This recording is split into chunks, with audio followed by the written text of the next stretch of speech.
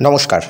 আজকের যে বিষয়টি নিয়ে আলোচনা করব এটি আমাদের নববৌদ্ধ ভাই বা বৌদ্ধরা বা যারা বিধর্মীরা রয়েছে এই বিষয়টির জন্য তারা খুবই প্রশ্ন তোলে যে শ্রীরামচন্দ্র কেন সীতাকে অগ্নি পরীক্ষা দিতে হলো, কেন শ্রীরামচন্দ্র সীতাকে কটু কথা বলেছিল, তার চরিত্রের ওপর সন্দেহ করেছিল, এরকম তারা বিভিন্ন রকমের কথা বলে থাকে। এখন তারা রামায়ণের, যদি আমরা গীতা প্রেসে দেখি তাহলে সেই গীতা প্রেসের রামায়ণের প্রায় 115 নম্বর স্বর্গে সেখানে এই বিষয়টি কিন্তু রয়েছে। এই বিষয়টি এটা হিন্দি ভার্সান, এই হিন্দি ভার্সানে আপনারা দেখতে পাবেন যে 17, 18, 19 এরকম পরপর রয়েছে। এখানে শ্রীরামচন্দ্র সীতাকে বলছে तुम्हारे चरित्र में संदेह का अवसर उपस्थित है, फिर भी तुम मेरे सामने खड़ी हो, जैसे आंखों से लोगों को दीपक की ज्योति नहीं सोची उसी प्रकार आज तुम मुझे अन्यत्र अप्रिय जान पाती हो। तो এই যে প্রকরণটা রয়েছে এই প্রকরণে মানে সীতাকে তিনি রামচন্দ্র বিভিন্ন প্রকারের কথা বলছেন এবং কথা বলতে গিয়ে ও বলেছেন যে তুমি বানররাজ, তুমি শত্রুঘ্ন কিংবা বানররাজ সুগ্রীব অথবা রাক্ষসরাজ বিভীষণের কাছেও থাকতে পারো। হ্যাঁ, মানে কিছুক্ষণের জন্য একটি এখন দেখুন রামচন্দ্র ভগবান, এখন ভগবান কিভাবে এই কাজ করতে পারে এই নিয়ে কিন্তু বিরোধীদের একটা প্রশ্নের একটা সম্মুখীন হয়ে গেছে তাদের।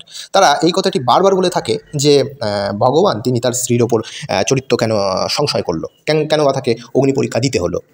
তো এই বিষয়টি নিয়ে আজকে আলোচনা করব। নমস্কার সবাইকে, আবারও আমাদের ভিডিওতে সবাইকে স্বাগত। আজকের আপনারা সত্য জানুন, সত্য না জেনে জেনে আপনারা কী করছেন যে তারা কি করছেন সব জিনিসটার মধ্যে একটি খারাপ জিনিস দেখতে পাচ্ছে। ঠিক আছে, আমরাও তাদের গ্রন্থে অনেক খারাপ জিনিস দেখতে পারি। ঠিক আছে, তারা কি করছে আমাদের গ্রন্থ থেকে খারাপ জিনিস দেখে দেখে সেগুলোকে তুলে সেগুলো নিয়ে অপপ্রচার বা মিথ্যাচার চালাচ্ছে। এই নিয়ে তো আপনারা দেখলেন যে নীলকৃষ্ণ ঠাকুর কীভাবে আমাদের মাতা সীতার ওপর চরিত্রের ওপর কলঙ্কিত দান করেছে। তো সেই বিষয়ে আমরা খণ্ডন করেছি পূর্বে। তো আজকে এই বিষয়টি আমরা জেনে নেব যে সীতাকে কি অগ্নি পরীক্ষা দিতে হয়েছিল না। আপনারা যদি রামায়ণটি ভালোভাবে পড়েন তো সেখানে সীতাকে অগ্নি পরীক্ষা দিতে হয়নি।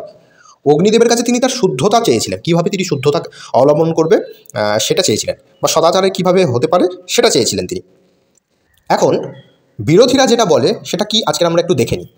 তো আপনারা দেখতে পেলেন যে এইভাবে তারা বিরোধিতা করে। তো আমরা যদি এই গীতা প্রেসের রামায়ণে আমরা চলে যাচ্ছি, আপনারা রেফারেন্স অবশ্যই দেখতে পাবেন, 117 স্বর্গে চলে যাবেন। সেখানে লেখা আছে, প্রথম থেকে আপনারা পড়বেন, तदंतर धर्मात्मा श्री राम हाहाकार करने वाले बानर और राक्षसी की बातें सुनकर मन ही मन बहुत दुखी हुए और आंखों में आंसू भरकर 2 घड़ी तक कुछ सोचते रहे। অর্থাৎ আপনি এখানে দেখতে পারবেন যে শ্রীরামচন্দ্র সীতাকে এই যে কটুবচনগুলি বললেন, আপনারা যেটা বলেন, কিন্তু কটুবচন বলে কি শ্রীরামচন্দ্র কি তিনি হাহাকার করেননি বা তিনি কি কষ্ট পাননি? আপনারা এখানে স্পষ্ট দেখতে পারবেন তিনি কষ্ট পেয়েছেন। অর্থাৎ তিনিও মনে মনে জানতেন যে সীতা একেবারে বিশুদ্ধ, তার চরিত্র নিয়ে কোনো প্রশ্নই ওঠে না।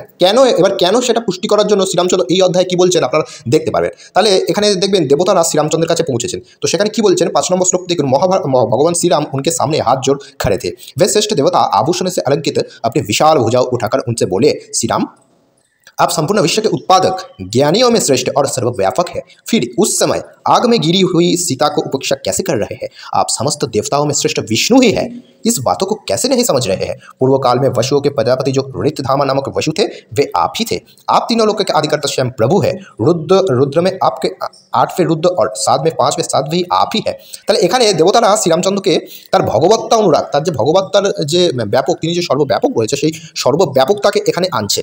ঠিক আছে, আনতে আনতে কী বলছে তখন দেখুন 12 নম্বর श्लोक থেকে देखूँ, श्री रघुनाथ जी के ऐसा कहने पर ब्रह्म विद्याओं में श्रेष्ठ ब्रह्मा जी ने उनसे इस प्रकार कहा, सत्य पराक्रमी श्री रघुवीर आप मेरी सच्ची बात सुने। आप चक्र धारण करने वाले सर्वसमर्थ श्रीमान भगवान नारायण देव है, एक दाढ़ वाले पृथ्वीधारी वराह है तथा देवताओं में भूत एवं भावी शत्रुओं का जीतने वाले हैं। रघुनंदन आप अविनाशी परम ब्रह्म है, सृष्टि में आदि मध्य और अंत में सत्य रूप विद्यमान है, आप ही लोगों के परम धर्म है, आप ही विश्व के तथा 4 भुजाधारी श्री हरि है। ঠিক আছে, এরকমভাবে ব্রহ্মা এখন শ্রীরামচন্দ্র ভগবত স্বরূপ সেটাকে তিনি প্রকাশ করছে। এবার এই প্রকাশ করতে করতে কী বেরিয়ে আসে আপনারা সেটা দেখতে থাকুন। আমি অবশ্যই আপনাদেরকে এটা দেখিয়ে দেবো যে এই যে ভগবত্তার যে অনুরূপ, ভগবত্তার যে স্বরূপ রয়েছে সেটা কিন্তু এখানে উন্মোচিত হচ্ছে। এখন দেখুন, যদি তিনি যদি ভগবান হয়ে থাকবেন তাহলে তিনি এরকম কাজ কেন করবেন? এটাই হচ্ছে প্রশ্ন, বিরোধীদেরও একটা প্রশ্ন। আর আমরা এই প্রশ্নের উত্তরের সমাধান করতেই আজকে আমরা এই ভিডিওটি করছি। আপনারা দেখতে থাকুন। তো এবার আপনারা 118তম স্বর্গে দেখবেন ব্রহ্মাজি যখন এই শ্রীরামচন্দ্রের ভগবান স্বরূপের ভগবত্তা স্বরূপের কথা বলছিলেন, তখন এই কথা শুনেই অগ্নিদেব কী করেছিলেন, অগ্নিদেব তখন এই সীতাকে রামচন্দ্রের কাছে সমর্পিত করেছিলেন। এটা 18 স্বর্গের মধ্যে আপনারা দেখতে পাবেন, এই যে আপনারা স্ক্রিনে অবশ্যই দেখতে পাচ্ছেন। এবারে এই 18 স্বর্গের আপনারা 12তম শ্লোকে চলে যান। এই 18তম স্বর্গের 12তম শ্লোকে এখানে দেখুন শ্রীরামচন্দ্র এবার কি বলছেন, যে এতক্ষণ তিনি যে দাঁড়িয়েছিলেন সীতা অগ্নিতে প্রবেশ করছেন, সীতার চরিত্র নিয়ে নাকি শ্রীরামচন্দ্র কথা বলেছেন, নাকি সীতার চরিত্র নিয়ে তিনি সংশয় করেছেন। তাহলে এবার শ্রীরামচন্দ্র কি বলছে এটা দেখুন। 12 নম্বর শ্লোকটি আপনারা দেখতে पाচ্ছেন, সেখানে বলছেন तदंतर महातेजस्वी धैर्यवान महान पराक्रमी तथा धर्मात्माओं में श्रेष्ठ श्री राम ने देव शिरोमणि अग्निदेव से उनके पूर्वोक्त बात के उत्तर में कहा। এবার কি বলছে ভগবান শ্রীরামচন্দ্র, বলছে भगवान लोगों में सीता जी की प्रवृत्ति का विश्वास दिलाने के लिए इनकी ये शुद्धि विषयक परीक्षा आवश्यक थी, क्योंकि शुभ लक्षण सीता को विवश होकर दीर्घकाल तक रावण के अंतपुर में रहना पड़ा। মানে কি, পবিত্রতার যে বিশ্বাস, এই যে সীতাজি যে পবিত্র একটা শুদ্ধি বিষয়ক আমাদের শাস্ত্রে একটি কথা আছে যে শুদ্ধি বিষয়ক আচরণ করলে এবং শুদ্ধি বিষয়ক যে ধারণা রয়েছে এবং শুদ্ধি বিষয়ক ব্রত পালন করলে সমস্ত মানুষ, শুধু নারী নয়, নারী স্ত্রী উভয়ই এই শুদ্ধি বিষয়ক যে পরীক্ষা, সেই শুদ্ধি বিষয়ক পরীক্ষার মধ্যে যদি পরীক্ষা দেয়, তাহলে সে বিশ্বে সমাজের কাছে তার পবিত্রতা শিক্ষিত হবে বা পবিত্রতা সিদ্ধ হবে। সেই জন্য শ্রীরামচন্দ্র 13 নম্বর শ্লোকে এটা বলছেন। এবার পরে দেখুন কি বলছেন, यदि मैं जनक नंदिनी को शुद्धि के विषय में परीक्षा ना करता तो लोग यही कहते कि दशरथ पुत्र राम बड़ा ही मूर्ख और कामी है। মানে বুঝতে পারছেন? এখন দেখুন, আপনি যদি একটা কাউকে এরকমভাবে নিয়ে নেন যে সমাজ তো আপনাকে খারাপ বলবে, আপনি যত বড়ই ভগবান হয়ে যাক না কেন, সমাজ আপনাকে খারাপ বলবে, যে সেই সমাজের কথা ভাবে, সেই সমাজের কল্যাণের কথা ভেবে এবং সমাজে যে তার যে মর্যাদা রয়েছে সেই মর্যাদাকে রাখার জন্য তিনি এই কাজটি করেছিলেন। কিন্তু শ্রীরামচন্দ্র এই কাজটি করে বা এইরকম কথা বলে কোনোদিনও ভালো থাকেননি, নিজে মাথা নিচু করেই দাঁড়িয়েছিলেন এবং হাহাকারও করছিলেন তিনি। এটা আপনারা বুঝুন ভালো করে। তারপর দেখুন, ये बात मैं ही जानता हूँ कि मैथिली नंदिनी जनक कुमारी सीता का हृदय सदा मुझ में ही लगा रहता है, मुझ में कभी अलग नहीं होता, ये सदा मेरा ही मन रखती, मेरी इच्छा के अनुसार चलती है। তাহলে শ্রীরামচন্দ্র যদি এটা বলবেন, তাহলে পূর্বে কেন ওটা বললেন? নিশ্চয়ই তিনি এটাই চেয়েছিলেন যে তাতে সমাজের কাছে সীতার যে বিশুদ্ধতা রয়েছে সেই সমাজের কাছে সীতার বিশুদ্ধতাকে জাগ্রত করতেই তিনি এই কাজটি করেছিলেন বলে কিন্তু এখানে প্রমাণ পাওয়া যাচ্ছে। কি বলছেন পরে আবার, मुझे ये भी विश्वास है कि जैसे महासागर अपनी नट भूमि को नहीं लांघ सकता, उसी प्रकार रावण अपने ही तेज से सुरक्षित इन विशाल लोचना सीता पर अत्याचार नहीं कर सकता।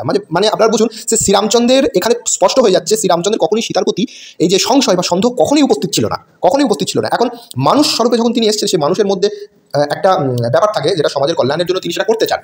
এই কারণেই তিনি ওই কথা পূর্বে বলেছিলেন সীতাকে, কিন্তু পরে এই কথা বলছেন যে আমি কখনোই সীতার প্রতি সন্দেহ করিনি, আমি কেবল শুদ্ধি করতে চেয়েছি, যাতে সমাজের কল্যাণের জন্য সীতার চরিত্রের উপর অন্য কেউ আর আঘাত না আনতে পারে, যেমনটা এখন নববধূরা বা বিধর্মীরা আনছে। ঠিক আছে? তো এরপর 17 নম্বর শ্লোকে तथापि तीनों लोगों में प्राणियों के मन में विश्वास दिलाने के लिए ভালো করে বুঝুন, एकमात्र सत्य का सहारा लेकर मैंने अप्रिय प्रवेश करती हुई विदय कुमारी सीता को रोकने की चेष्टा नहीं की। মানে বুঝতে পারছেন? तो तारपर 8 নম্বর শ্লোকে বলছেন, मिथिल कुमारी सीता प्रज्वलित अग्निशिखा के समान दुर्धर्ष तथा दूसरे के लिए अलव्य है, दुष्मात्मा रावण मन के द्वारा ही इन पर अत्याचार करने में समर्थ नहीं हो सकता। ये सती साध्वी देवी रावण के अंतपुर में रहकर भी व्याकुलता और घबराव से नहीं पड़ सकती थी, क्योंकि ये मुझसे उसी तरह अभिन्न है जैसे सूर्यदेव उनकी प्रभा। তারপর আপনারা পরের এই শ্লোকগুলি পড়ে দেখে নেবেন যে এখানে কী বলতে চেয়েছে। তাহলে আপনারা এখানে একটা কথা স্পষ্টভাবে বুঝুন যে বিরোধীরা বা আমাদের যে বৌদ্ধ ধর্মের মানুষরা যারা রামায়ণকে কাল্পনিক বলে এবং যারা রামায়ণের ওপর এইরকম মিথ্যাচার করছে, তারা ওই পূর্বের শ্লোকগুলো দেখায়। এই শ্লোকগুলো কোনোদিন আপনাদেরকে দেখিয়ে বুঝিয়েছে যে শ্রীরামচন্দ্র পূর্বে যেটা বলেছিলেন সেটা কেবল সমাজের বিশুদ্ধ পবিত্র কল্যাণের জন্য সেটা বলেছিলেন, কিন্তু পরে এই কথা বলছেন। অর্থাৎ এর থেকে বোঝা যায় শ্রীরামচন্দ্র কখনোই চাননি যে সীতা অগ্নি পরীক্ষা দিক, কখনোই চাননি যে তার চরিত্রের উপর সংশয় রয়েছে, এটা কখনোই তিনি বলতে চাননি। তিনি বলতে চেয়েছিলেন যাতে সমাজ এটা বিশ্বাস করে যে সীতা চরিত্রহীন নয়। সেই জন্যই শ্রীরামচন্দ্র এই কথাটি বা এই পদক্ষেপটি নিয়েছিলেন এবং তিনি পরেই সেই সত্যের উন্মোচন করে দিচ্ছেন। এই অধ্যায়ে সেই সত্যের উন্মোচন করে দিচ্ছেন। আপনারা গিয়ে অধ্যায়টি ভালো করে পড়ে নিন এবং বিরোধীদের জবাব দিন। বিরোধীদের ভিডিওটি ছুঁড়ে মারুন, ভিডিওটি শেয়ার করুন, লাইক করুন, কমেন্ট করে আপনার মতামত জানান, সাবস্ক্রাইব করে পাশে থাকবেন। এরকম আরও ভিডিও, এরকম আরও জবাব এবং সনাতন ধর্মের প্রচারের উদ্দেশ্যে আরও ভিডিও পেতে আমাদের সাথে থাকুন। তো নমস্কার, ধন্যবাদ। আবারও বলে দেওয়া হচ্ছে যে সীতা দেবী কখনোই চরিত্রহীন ছিলেন না, এটা শ্রীরামচন্দ্র কখনোই বলেননি। শ্রীরামচন্দ্রের মনে সংশয় এটা কখনোই আসেনি। তার মনে যদি সংশয় আসতো তাহলে তিনি এই কথাগুলো কেন বলবেন? এটাই হচ্ছে সত্য। তারা হচ্ছে ওই শ্লোকগুলো দেখিয়ে আপনাদেরকে বিভ্রান্ত করার চেষ্টা করে, আপনাদেরকে শ্রীরাম সম্পর্কে সন্দেহ আনার চেষ্টা করছে, কিন্তু এই শ্লোকগুলো দেখিয়ে আপনাদেরকে বিশ্বাস দেওয়ার চেষ্টা তারা করছে না। নমস্কার, ধন্যবাদ।